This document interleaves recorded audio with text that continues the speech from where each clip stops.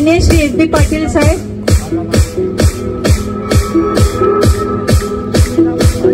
माननीय श्री ती जागा मोकळी करून ठेवा की ज्यामुळे या ठिकाणी बरं डीजे मास्टर सफाईचं काम किंवा हे भरावाचं काम करत होतो, तर इथे छोटी छोटी मुलं येत होती रोज, आणि ती रोज ती मुलं आल्या तेवढी खुश होती की त्यांना हे मैदान आमच्या नंतर 2 दिवसांनी मिळणार आहे खेळायला. तर ही आपल्या चिपळूणात आता आम्हाला जवळजवळ 45 वर्ष, आम्ही सांगत नाही की या वय सांगत नाही, पण मुद्दामच सांगते की 45 वर्ष आमच्या वयाला झाली, पण चिपळूणात कुठेही खेळासाठी ग्राउंड किंवा सांस्कृतिक कार्यक्रम पुढचा घ्यायला हवा असेल तर चिपळूणमध्ये कुठलीही उपलब्धता नाहीये, आणि तुमच्याकडून आम्हाला अपेक्षा आहे की ही उपलब्धता इथे सहजतेने निर्माण करून द्यावी. मी पुढे सन्मानाकडे वळणार. अपेक्षित सोसायटीला म्हणजे समाजाला म्हणूयात, समाजाला अपेक्षित जी गोष्ट असते की कुठलाही समाज असू देत, त्या समाजामध्ये जो युवकांचा घटक असतो त्यांच्या अंगी जी एनर्जी असते तिला आपण विविध पद्धतीने वाट देणं आवश्यक. आणि महाराष्ट्रात एक मी हा जो महाराष्ट्र दिन म्हणून साजरा करतो आपण, त्या दिवसाच्या पूर्वसंध्येला आपण हा कार्यक्रम आयोजित केलाय. गेली 8 वर्ष आपण करतोय कार्यक्रम हा.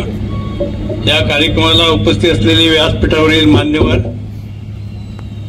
चिपळूण नगरपालिकेचे मुख्याधिकारी भोसले साहेब, आपल्या संस्थेवर जीवापाड प्रेम करणारे सहकारातील माजी सहसचिव माननीय एस बी पाटील साहेब, त्या पत्रकार बंधूंचंही स्वागत करतो.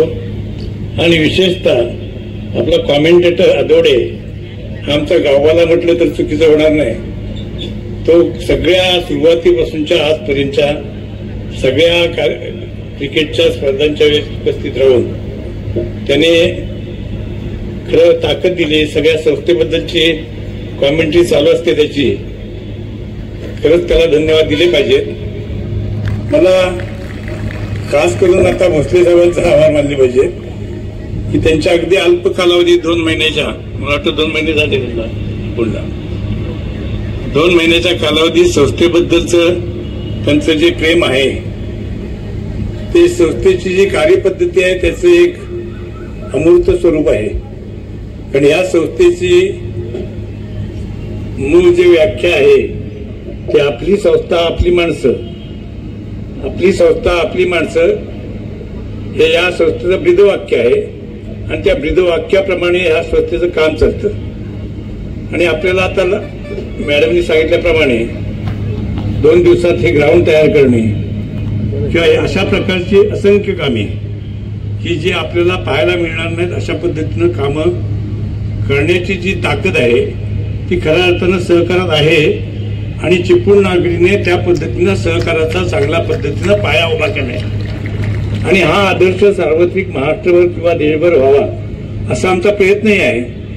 पण आपल्या दृष्टीनं आम्ही ते काम करतोय. आणि मला धन्य वाटतं की आमची ही सगळी मुलं आहेत, 250 मुलं आहेत साधारणपणे, ह्या मुलांच्या जी किमय आहे ते जादूगार आहे असं मी म्हणेन. त्यांनी खरंच हे काम उन्हातानातून काम करणं सोपं नाही.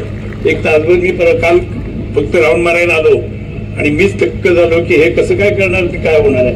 काल काहीच नव्हतं साहेब. आणि आज हे या पद्धतीने सगळं उभं केलंय. ह्याच्या मागे जी आपली किमय आहे त्या पद्धतीनंच काम आहे. एवढ्या पुरतंच या संस्थेचं काम मर्यादित नाही साहेब. या संस्थेचे 1.5 लाख साधारणपणे सभासद आहेत. आणि या 1.5 लाखांपैकी जवळजवळ 90,000 आमचे कर्जदार आहेत. आणि या 90,000 कर्जदारांची वसुली 99% आहे. हे किमया किंवा या पद्धतीची मानसिकता तयार करण्याचं काम या संस्थेच्या माध्यमातून होते. आणि हे काम सार्वत्रिक व्हावं असा माझा प्रयत्न आहे.